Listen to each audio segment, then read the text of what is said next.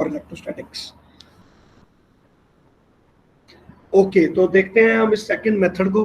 ठीक है, तो सबसे पहले इस सेकंड मेथड को यूज करने के लिए बेटा पोटेंशियल को हमें पहले डिराइव करना पड़ता है, and the formula used here is E is equal to minus dv by dr। Basically हम वो वाला फॉर्मूला यहाँ पर यूटिलाइज करने वाले हैं।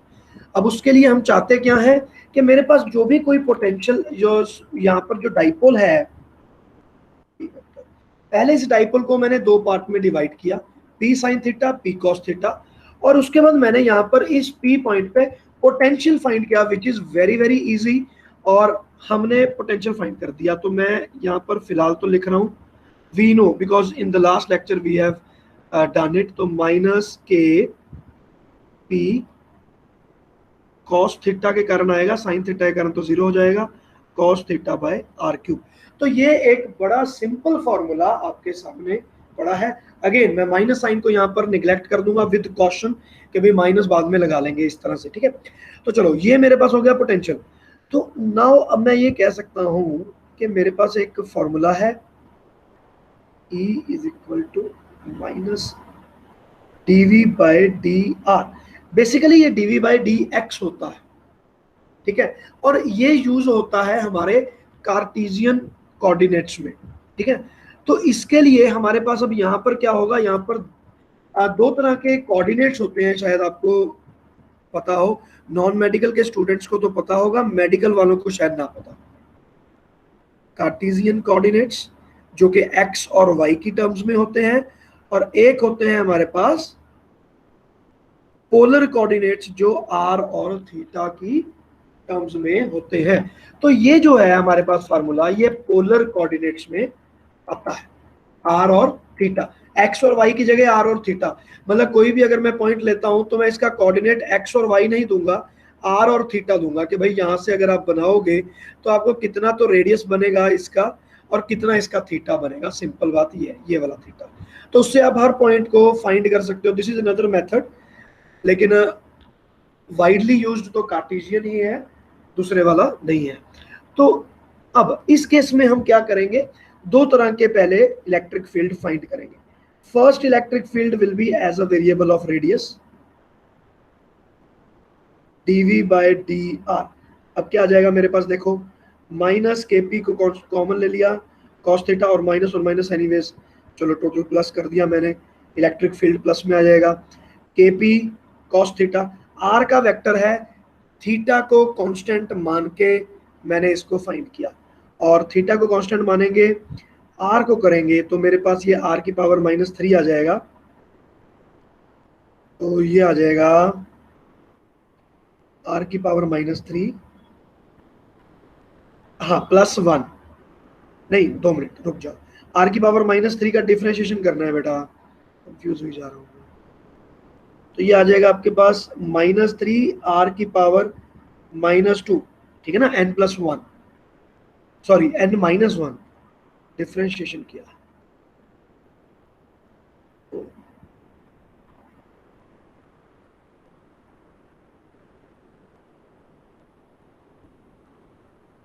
और r की पावर 4, ठीक है, -4 यही आएगा, बिल्कुल सही है। चलो we will keep it like this only. अब मैं करता हूँ ई थीटा का, तो ये आएगा मेरे पास -dv divided by D theta. इसको आप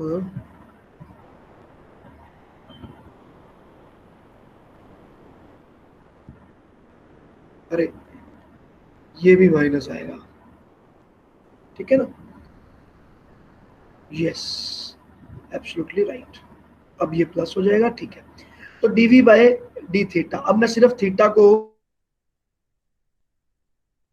करूंगा तो डिवाइडेड बाय आर क्यूब, और मेरे पास cos थीटा का डिफरेंशिएशन करके आएगा माइनस ऑफ साइन थीटा। मुझे लग रहा है मैं गलती कर रहा हूँ, चलो कोई नहीं, देखते हैं।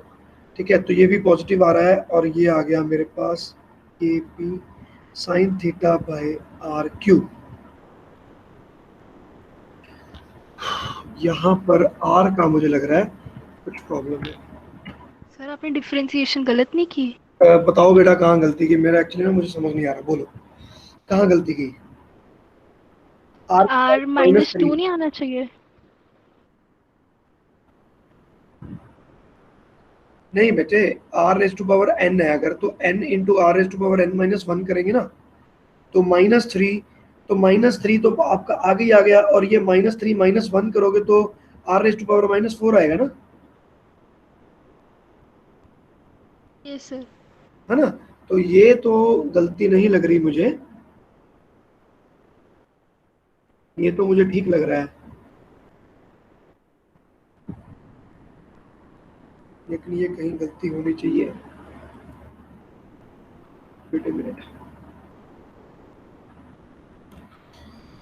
मुझे लग रहा है पार्शियल डिफरेंशिएशन में थोड़ा सा कंफ्यूजन हो गया मुझे।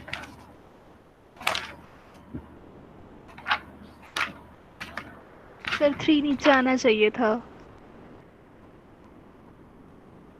नहीं, थ्री थोड़ा ना नीचे आएगा। वेट, मैं बताता हूँ आपको मैंने क्या गलती की है।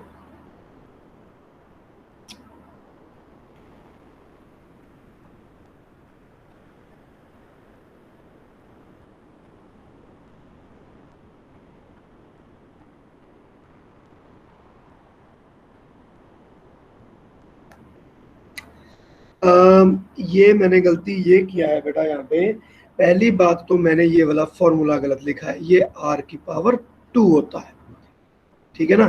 चलो, और ये हो जाएगा आर की पावर टू, और जब आर की पावर टू करेंगे तो यहाँ पर ये सारी की सारी गेम हो जाएगी चेंज। आर की पावर टू तो आर माइनस टू, तो ये माइनस टू आर की पावर आएगी माइनस थ्री, तो यहाँ पर आएगा टू, और यहाँ पर आना था दूसरा, तो ये आ गया टू कॉस का कॉस, और यहाँ पर आएगा आर की पावर थ्री, पहली बात, ठीक है। पहले तो ये गलती कर दी। दूसरी गलती, जब थीटा का ये आर ये ई थीटा हम फाइंड करते हैं ना, तो यहाँ पर आर एक डिनोमिनेटर में आता है, वन बाय आर होता है ये, तो यहाँ पर मेरे पास ये आर क्यूब बन जाएगा, ठीक है। और थीटा का मैं जब करूंगा तो मेरे पास साइन थीटा आ जाएगा, तो ये मेरे पास आएगा k p sine theta divided by r cube, बिल्कुल सही। यहाँ तक अब मेरे पास बिल्कुल करेक्ट हो गया। अब इसके बाद मैं क्या करूंगा, ई आर आ गया जो कि अलोंग द रेडियस है,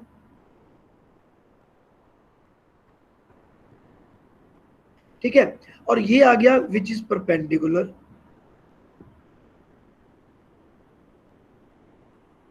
परपेंडिकुलर टू रेडियस। इसके बाद अब मेरे पास ये दोनों आ गए, ठीक है।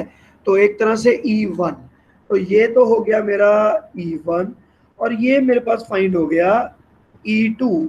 और अब मैं क्या करूंगा, इनकी स्क्वायरिंग करके ऐड कर दूंगा, तो जब मैं इनको स्क्वायर करके ऐड करूंगा तो मेरे पास ई नेट बन जाएगा।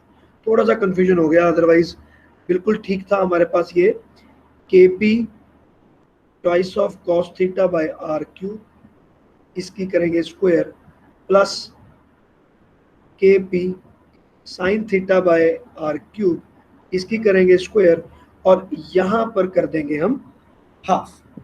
ये बात बच्चे क्लियर हो गई, ठीक है। अब बाकी चीजों जब मैं इसको करूंगा तो मेरे पास वही पुराने वाला फार्मूला यहाँ पे बन जाएगा, k p by r cube into three cos square theta plus one की पावर हाफ, ये बन जाएगा। This is also another method, ठीक है, जो कि इसके इसको चेंज करके आता है कि अगर मैं पोलर कोऑर्डिनेट्स में इसको मान लूं, आर और थीटा में अगर हम मान लें, और इसको मैं डिफ्रेंशिएट करूं विद दीज टू फॉर्मूलाज, जिनको आपको याद करना पड़ेगा कि ये ऐसे ही लगेंगे, और उसके बाद फिर हमारे पास कुछ ऐसी टर्म्स बन जाती हैं जिससे आप डायरेक्ट ये वाली चीज को फाइंड कर सकते हैं। बच्चे समझ में आ गया? Yes sir. चलो जी, तो अब हम, चलो, so now we are going to start with our next topic, and today's topic will be dipole in an electric field.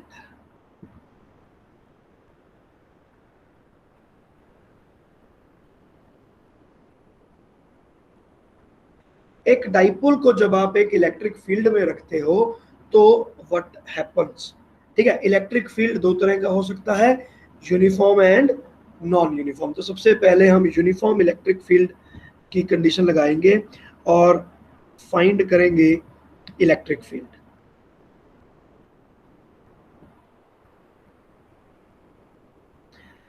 या फिर हम ऐसा करते हैं, ये ऐसे नहीं, इलेक्ट्रिक फील्ड नहीं, भी उसके ऊपर फोर्सेस क्या लग रही हैं, ठीक है ना। तो फोर्सेस ऑन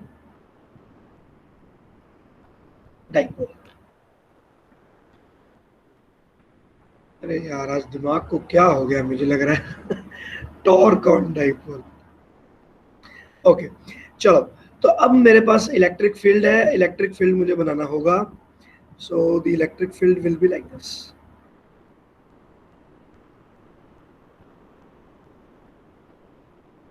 तो यूनिफॉर्म इलेक्ट्रिक फील्ड है, I can draw it like this.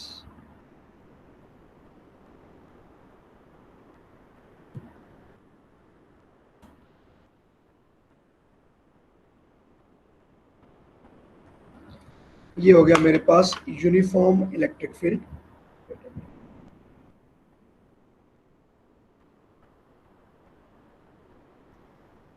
ठीक है, तो यूनिफॉर्म इलेक्ट्रिक फील्ड आ गया। अब यूनिफॉर्म इलेक्ट्रिक फील्ड में मैंने एक डाइपोल को रख दिया और डाइपोल हो गया मेरा, लेट अस से somewhat like this, this is the dipole. और ये इसका सेंटर हो गया। यहाँ पर आपके पास चार्ज है -q और यहाँ पर आपके पास चार्ज है एक +q। So now how things will happen now, ठीक है। अब इसकी 2a लेंथ है, ठीक है, ये होगी a, ये हो गया मेरे पास a। What are the forces that are acting on it. Positive charge को जो फोर्स लगेगी वो इसी इलेक्ट्रिक फील्ड की डायरेक्शन में लगेगी and the magnitude will be Q. और नेगेटिव को जो फोर्स लगेगी वो लगेगी अपोजिट डायरेक्शन में and the force will be minus of Q, the force will be minus of Q. अब देखते हैं, अब अगर ये चीज आ रही है मेरे पास, ठीक है, और इसमें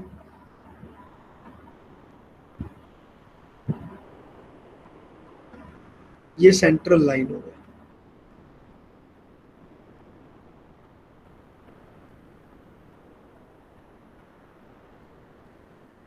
ठीक है जी।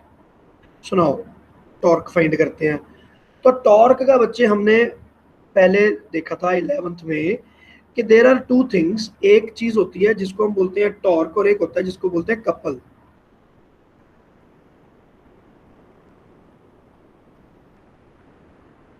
इन दोनों में फर्क होता है, पता है फर्क बच्चों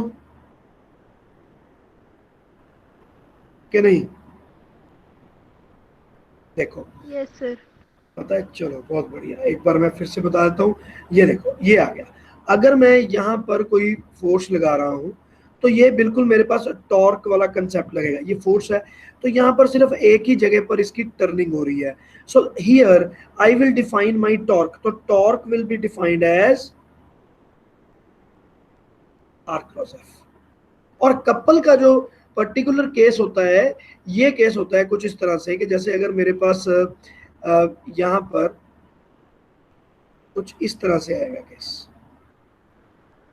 और दो फोर्सेस यहाँ पर लगती हैं, एक फोर्स यहाँ लगेगा and equal and opposite force will be acting on the other part, this will B -F।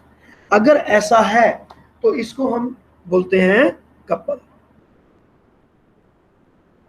और कपल के अंदर अब हम क्या करेंगे, टॉर्क इसको C से हम शो करते हैं और इसको कैसे शो किया जाएगा, जैसे इसका R क्रॉस F है बेटा, उसी प्रकार यहाँ पर भी R क्रॉस F ही होगा, लेकिन आपका जो R है अब ये कंप्लीट बड़ा होगा। मतलब this time R will not be half, R ये पूरे का पूरा कंप्लीट R हम लेंगे, R इंटू F, ठीक है।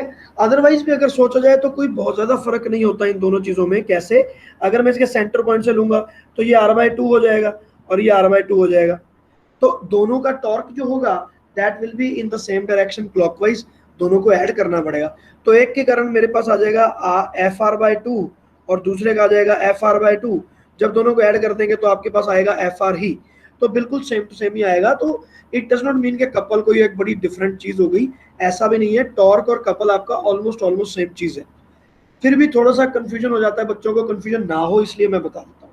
चलो, तो अब आपके पास यहाँ पर कपल अगर मैं लिखूं, ठीक है, तो couple will be written as R cross F and this will be taken as R मतलब टोटल डिस्टेंस, मैग्नीट्यूड ले लिया 2a, F जो भी एक F लग रही है that is QE। Now QE is the force equal and opposite on both of the charges, और इसके साथ में लगेगा मेरे पास sine theta, where what is theta? Theta is the angle between two vectors, जो कि इलेक्ट्रिक फील्ड वेक्टर और डाइपोल वेक्टर के बीच वाला एंगल होगा।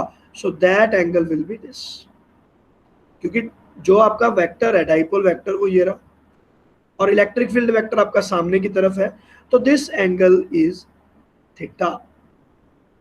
थीटा, और इस थीटा को हमने यहां पर लिख दिया साइन थीटा। तो अब ये क्या आ गया देखो, 2QE, ठीक है। तो यहां से मैं 2QA को मैं लिख दूंगा P, ठीक है। तो ये बन गया P into E into sine theta. Hence the couple that will be applied on this electrostatic field or on the dipole, that can be said to be this P cross E. तो ये आपके पास क्या हो गया, couple हो गया। तो P cross E आपके पास इसका फार्मूला बन गया। So this is the couple that is acting on this dipole if it is placed in a uniform electric field. अगर मैं उसको थोड़े एंगल पर डाल दूं, थीटा डिग्री एंगल पर अगर मैं रखूंगा, तो what will be the torque on that dipole, that will be given by this. Okay, so now units तो इसके वही होंगे, न्यूटन मीटर, टॉर्क वाले यूनिट्स ही आ जाएंगे इसके, ठीक है। एनीवेज, चलो अब चलते हैं हम इसके आगे। तो ये हो गया कपल, और स्पेशल केसेस देख लेते हैं इसके अभी हम।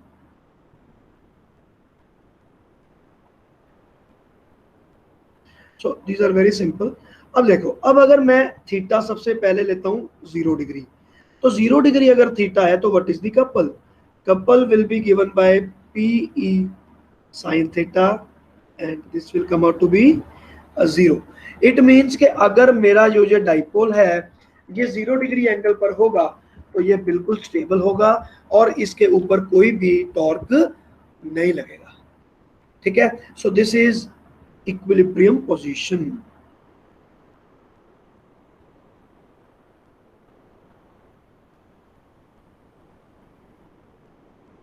Equilibrium position. अब मैं थीटा को कर देता हूं 90 degree. So now what will happen? Couple, चलो मैं वेक्टर साइन को हटा ही देता हूं यहां से।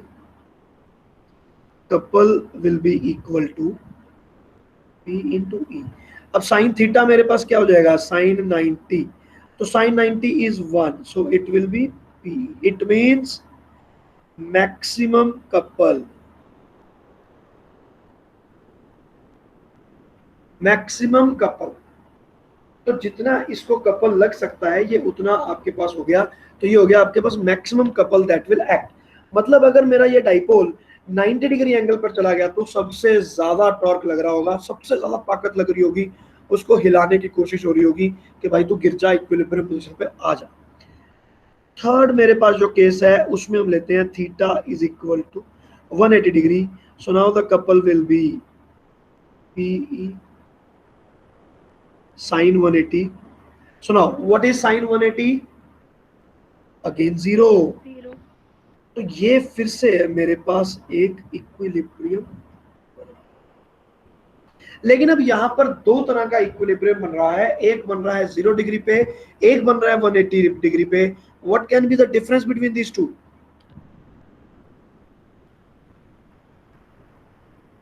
बताओ भाई, what should be the difference between these two? Sir 180 is unstable. Yes, very good. तो ये जो मेरे पास है इसको मैं बोलता हूं स्टेबल इक्विलिब्रियम।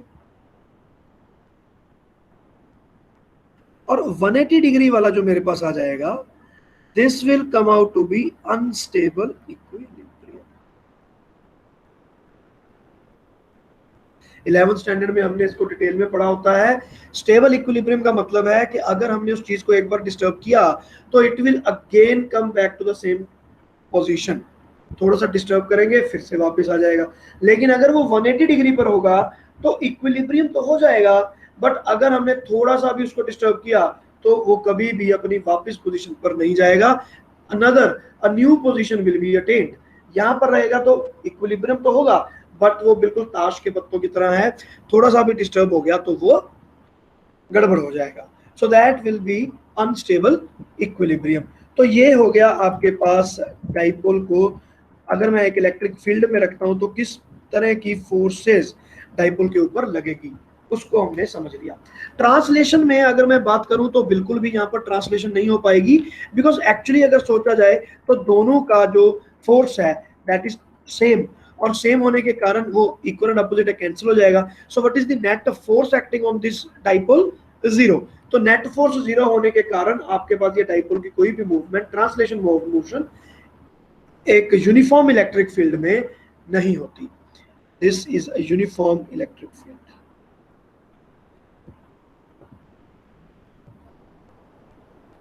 ठीक है, नॉन यूनिफॉर्म फील्ड होगा तो मैं उसको आगे हम करेंगे, उसमें आपके पास ट्रांसलेशन इक्विलिब्रियम आता है। चलो, तो ये बेटा हमने अब टॉर्क ऑन दिस डाइपोल तो हमने कर लिया। So another topic is complete for us. तो इसमें मुझे अब हमें देखना है कि इसके पोटेंशियल एनर्जी और वर्क डन का जो टॉपिक है वो। एक बात को हमेशा याद रखना, लॉज ऑफ मोशन और work energy power 11th standard में दोनों अलग अलग चैप्टर हैं, लेकिन 12th में हर जगह पर ये साइमल्टेनियसली चलते हैं। तो डाइपोल पर हमने अब देख लिया कि फोर्सेस क्या लगेंगी। अब डाइपोल पर हम देखेंगे कि इसकी पोटेंशियल एनर्जी कैसे कैलकुलेट की जाती है। तो पोटेंशियल एनर्जी कैसे कैलकुलेट की जाएगी, हमें उस पर वर्क डन फाइंड करना पड़ेगा। चलो, नाउ पॉइंट नंबर 2 हम लिख सकते हैं कि वर्क डन इन रोटेटिंग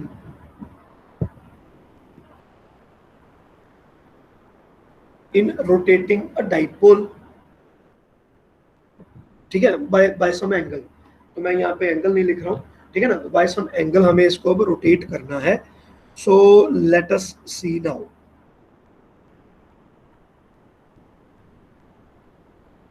दोनों केसेस में हम यूनिफॉर्म ही मान के चलेंगे इलेक्ट्रिक फील्ड।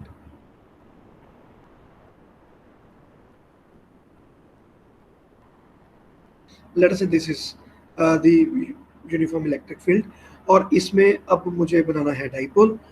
तो इस तरह से बनाया जाए कि डायग्राम में बाद में प्रॉब्लम ना हो। 45 डिग्री एंगल पे बना देते हैं। सो लेट अस से दिस इज, ठीक है ना, मेरे पास डाइपोल है, ठीक है, और इसकी सेंटर जो लाइन है वो भी हमें ड्रॉ करनी पड़ेगी।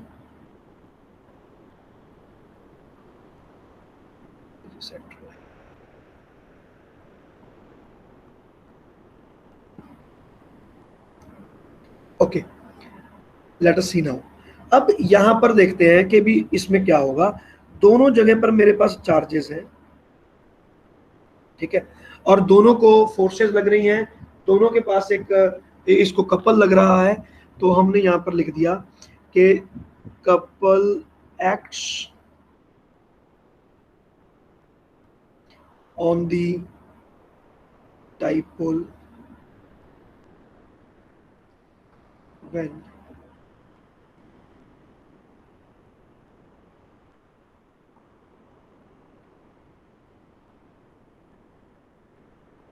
तो इलेक्ट्रिक फील्ड के साथ में अगर इसका थीटा डिग्री एंगल है तो हमें ये वाला एंगल जो है मेरे पास ये थीटा है, तो हमें यहां पर इसके ऊपर एक टॉर्क लग रहा है, ठीक है।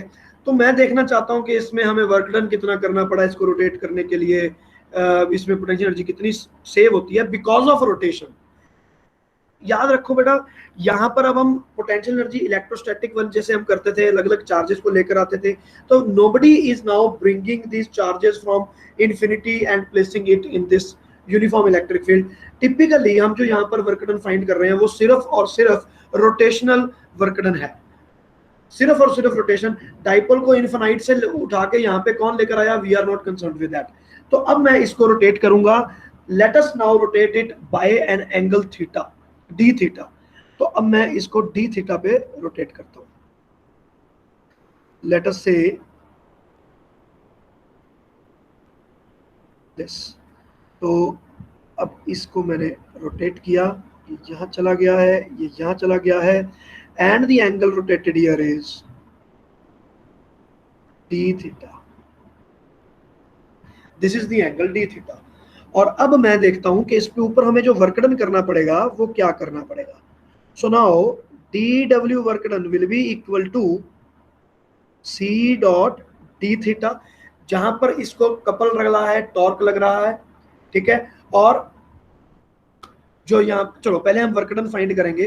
तो इसको एक कपल लग रहा है, टॉर्क लग रहा है इसको नीचे गिराने के लिए, लेकिन हमने इसको टेढ़ा करके थीटा से डी थीटा लेकर गए। सो now the work is done by us, the work is done by external force. तो मैं वही चीज यहाँ पे फाइंड कर रहा हूँ कि एक्सटर्नल फोर्स का प्रेजेंटली वर्क क्या है। तो वो मेरे पास आ गया C dot D theta. So this will be, C का मैं फॉर्मूला पहले से जानता हूं,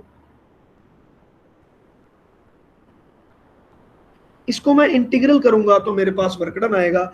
लेट अस से मैं इसे थीटा 1 से थीटा 2 रोटेट करके लेकर गया हूं। अभी मैं आपको रेफरेंस पॉइंट सेट नहीं कर रहा हूं कि 0 डिग्री से लेकर गया, थीटा 1 से थीटा 2 लेकर गए। So now what will happen, तो ये मेरे पास बन गया पीई, इसको इंटीग्रेट किया minus cos theta from theta 1 to theta 2, and this will be minus PE, मैं माइनस में बाहर निकाल लेता हूं, और ये मेरे पास बन गया cos theta 2 minus cos theta 1। यहां पर मेरे पास दो थीटा आ गए कि थीटा 1 मेरे पास पहले था, इनिशियल एंगल था, उसको मैंने रोटेट किया, थीटा 2 पर लेके गए, और मेरे पास वर्क डन क्या बन गया, ये आ गया minus PE into cos theta 2 minus cos theta 1। चलो जी, so this is the work done by the external force. First of all मैं आपको बता दूं, एक्सटर्नल फोर्स को काम करना पड़ा है, ठीक है। और ये मेरे पास आ गया ये वाला, ठीक है। तो अब इसमें मैं ये कर सकता हूं कि मैं यहाँ पर कुछ रेफरेंसेस चूज कर सकता हूं कि मुझे क्या रेफरेंस लेना है। तो मैं क्या रेफरेंस चूज करूंगा, देखो अब theta 2 is the final angle. अब मान के चलते हैं कि मैं आपको एक डाइपोल देता हूं और मैं कहता हूं कि जी ये डाइपोल जो है यूनिफॉर्म इलेक्ट्रिक फील्ड में थीटा डिग्री एंगल पर है, ठीक है। What is the work done या what is the potential energy of that. अब आपके पास सिर्फ एक ही थीटा है, दो थीटा तो है नहीं जो कि मैं कहूंगा थीटा 1 से थीटा 2, तो मुझे एक थीटा पर रेफरेंस मान के चलना पड़ेगा। तो यहां पर अब मैं दो तरह से रेफरेंस मान सकता हूं। रेफरेंस, तो अगर मैं यहाँ पे रेफरेंस मानता हूं लेट अस से फर्स्ट, तो मेरे पास स्टार्टिंग कहां से हुई, यही तो रेफरेंस है। प्रेजेंटली थीटा डिग्री पे है तो वो तो फाइनल एंगल हुआ। तो थीटा 1 को मैं 0 डिग्री मान लेता हूं। अगर मैं 0 डिग्री मानता हूं तो मेरे पास यहां पर वर्क डन क्या आ गया,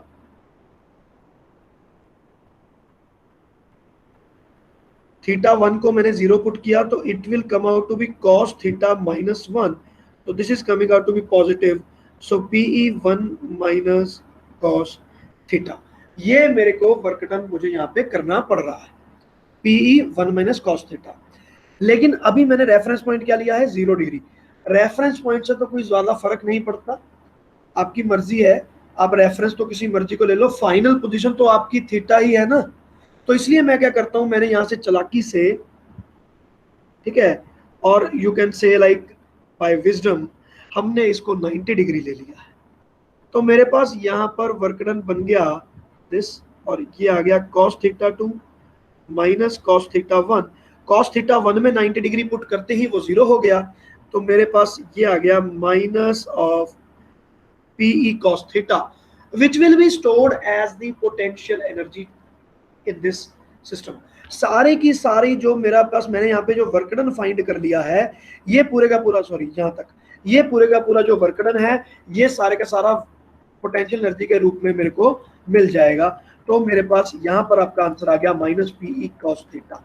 So this will be regarded as the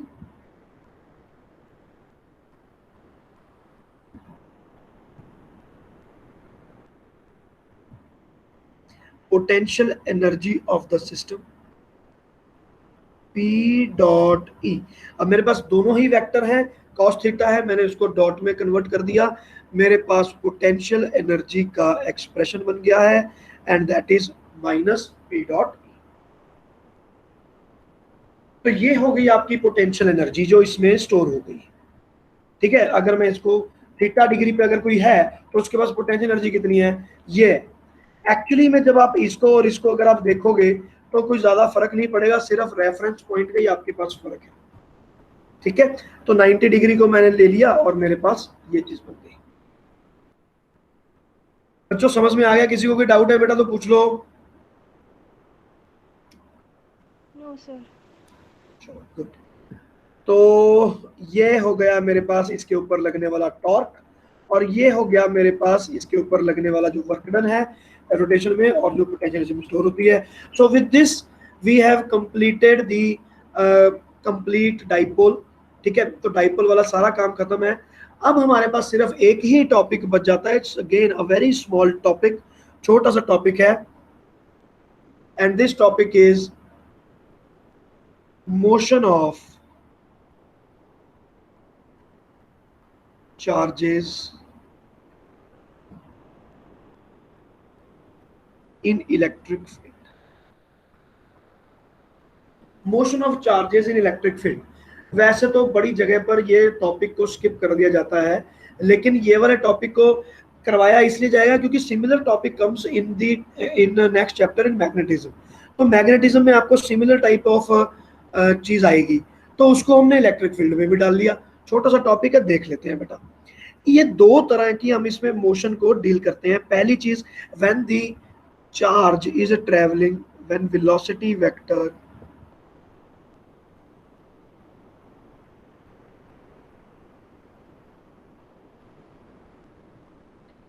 is in the same direction as that of electric field। तो इलेक्ट्रिक फील्ड जिस तरफ है उसी तरफ हमारा वेलोसिटी वेक्टर है। तो इलेक्ट्रिक फील्ड हमने बना दिया, लेट अस से the electric field is in this way. ठीक है, और यहीं पर मेरे पास एक चार्ज भी है, ये रहा charge, and I would be regarding it as the positive charge. तो इसको जो फोर्स लगेगी बेटा वो क्या लगेगी, Q इंटू ई। तो मैं यहाँ पे लिखता हूँ what will be the force Q into E. So now the force is in the direction of the electric field. Positive charge है, इसमें कोई डाउट ही नहीं है। चलो जी, अब इसको कैसे डील करेंगे? अगर ऐसे कोई चार्ज है, बिल्कुल लीनियर मोशन है, what will happen? What will happen बेटा पता है? एक्सेलरेशन फाइंड कर लो आप, F divided by m। Vector का साइन तो लगाने की रिक्वायरमेंट ही नहीं है क्योंकि सारी की सारी मोशन ही 1D में हो रहा है, तो we can leave it. Acceleration मुझे यहां पर मिल गया। So this is a typical case of uniform acceleration motion.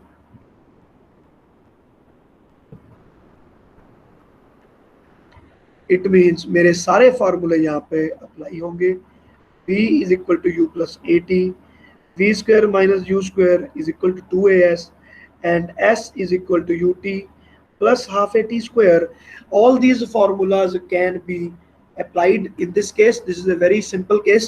ठीक है, तो यहाँ पर आपके पास u वेलोसिटी थी, यहाँ पे जाके v होगी इन टाइम t, तो आपको ये सारी की सारी चीजें यहाँ पे आप फाइंड कर सकते हो। अब दूसरा केस मेरे पास ये बनता है when these two are actually perpendicular to each other।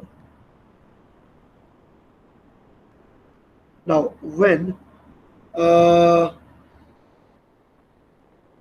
Perpendicular नहीं कहेंगे, when there is an angle between this, ये कहते हैं व्हेन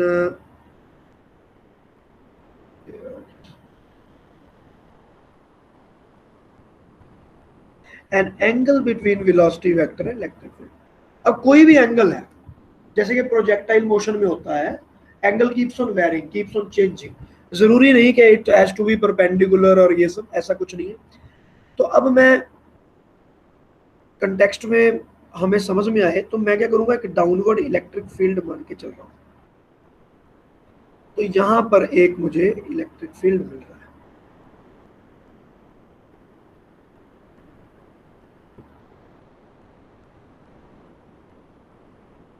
और अब आप देखो कि इसमें मेरे पास एक चार्ज है, दैट चार्ज इज मूविंग, और वो किसी भी तरह से मूव कर रहा है, किसी भी तरह से। तो मैं अगर इसको यहां पर मान लेता हूं कि it is moving like this, simple चीज मैंने मानी है फिलहाल, बाद में आप इसको कॉम्प्लेक्सिकेट कर लेना, कोई प्रॉब्लम नहीं आएगी। प्रोजेक्टाइल मोशन हमने, मोशन इन 2D आपने सारा 11th में पढ़ा हुआ है, बिल्कुल सेम टू सेम चीज रहेगी। ये रहा इसका वेलोसिटी वेक्टर। तो अब मैं आपको कहूंगा कि what is the force on this, you can से सर द फोर्स, तो आपके पास Q इंटू ई वेक्टर होगा, डायरेक्शन इलेक्ट्रिक फील्ड वाली होगी, फोर्स इसको नीचे लगेगी। What will be the acceleration,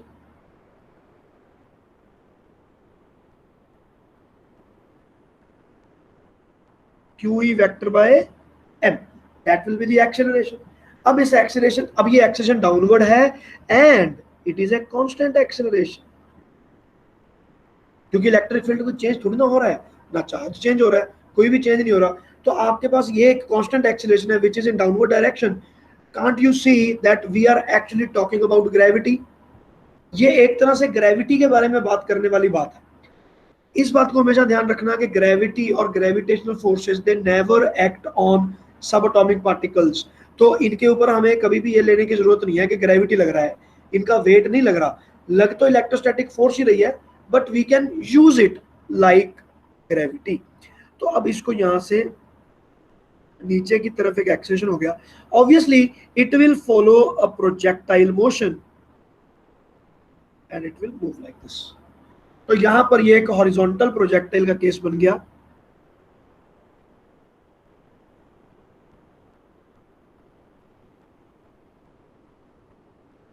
और अगर आप मान लो हॉरिजॉन्टल प्रोजेक्टाइल की जगह एज सच प्रोजेक्टाइल क्रिएट करते तो भी कोई प्रॉब्लम नहीं थी। अगर आपने यहां से मान लो किसी को इसको कोई सर्टेन एंगल पर आप वेलोसिटी दे देते इस एंगल पे, तो भी कोई प्रॉब्लम ना होती।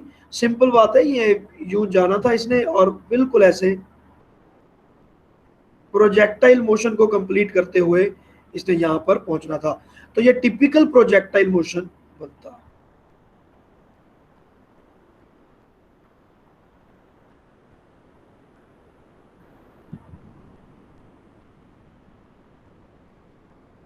ठीक है, सो मैं यहां पर आपको लिखवा देता हूं, these types can be governed by the concepts and formulations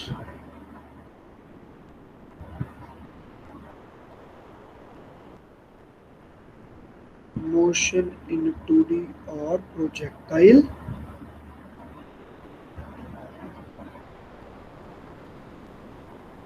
तो टिपिकली ये एक प्रोजेक्टाइल मोशन हो गया। सिर्फ आपने करना क्या है, ग्रेविटी की जगह ए लेना है, 9.8 की जगह पे आपको F बाय एम करके कोई नई एक वैल्यू मिलेगी, उसके बाद आपने इसको फाइंड कर लेना। लो जी बच्चे, तो with this we have completed our chapter electrostatics. ठीक है, एंड कोई भी डाउट है बेटा तो आप मुझसे पूछ लो अभी, तो यहाँ पर अब ये क्लोज होने वाला है हमारा लेक्चर। किसी भी जगह पर कोई भी डाउट है, नो डाउट्स? No sir.